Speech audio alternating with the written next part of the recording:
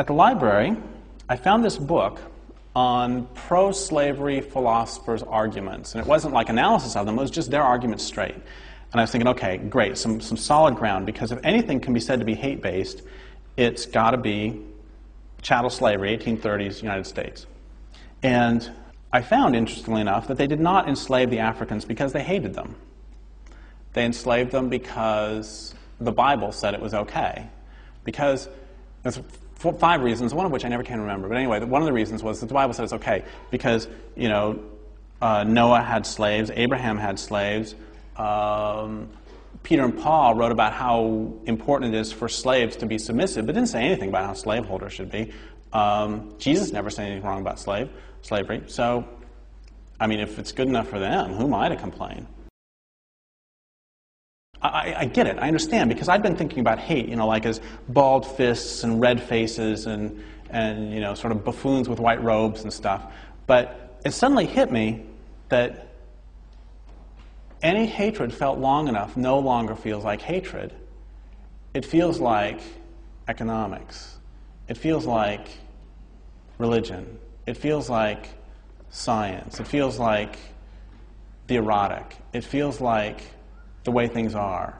That, ask a fish, what does water look like? It's going to say, I don't know. What does the air look like? Well, I guess in some cities you can tell. So that was a huge breakthrough for me. And then I could continue with the book. And I get to maybe page 60 or 70, I start hearing voices. And the voices are saying, Ham and Noah, Ham and Noah. And since I'm no longer in therapy, I decided I better write about it. And I don't know what this means, but I start telling the story. And the story, for those of you who may not remember, is Noah, the guy with the boat. He got drunk one night and passed out naked in his tent. And his son, Ham, came in and saw him naked and passed out. And he went out and told his brothers.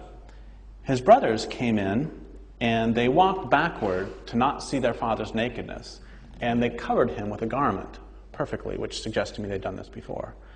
And then they leave, and the next day, Noah wakes up, and he is really pissed. He says, what he does is he enslaves Ham and all of his descendants for all time to the descendants of Shem and Japheth, which works out really well for us because Ham, according to the story, was the ancestor of the Africans, and Shem and Japheth were the ancestors of the whites. So it all sort of dovetails very nicely.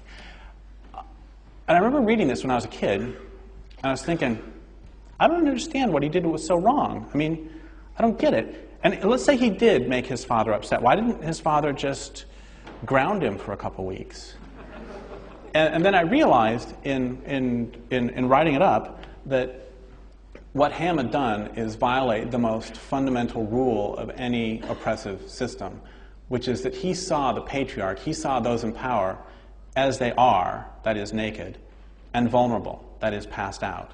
And if you see those in power as they are, if you see them as they are and vulnerable, and you talk about it, you must be killed, you must be silenced, you must be enslaved.